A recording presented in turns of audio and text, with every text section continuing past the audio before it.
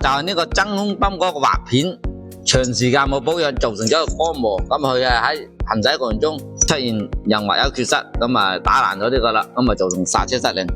第二次啊，電車有人問電車係咪就係充電就得唔使保養呢？嗱，呢台車呢個就係長時間剎車系統冇進行保養啦。咁琴日咧就喺行駛過程中突然間剎車失靈，踩落個好硬，咁啊佢而家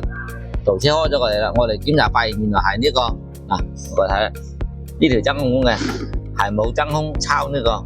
因為佢呢台係電動車係冇發動機嘅，咁啊佢抽空呢就係要用呢個打氣泵嘅。正常嗰啲有發動機嘅呢，就用嗰個進氣管嗰個真空度嚟吸嘅，但係我哋而家呢個電機已經拆開咗啦，就係呢個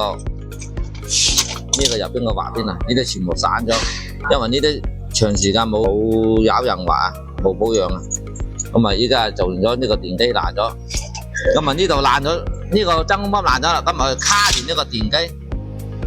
連個電機都燒埋啦，保險絲都全燒噶。咁啊，我好似呢啲咁啊冇壞得隔離啦，我哋就直接更換一個改良版嘅真空泵裝上去就可以噶啦。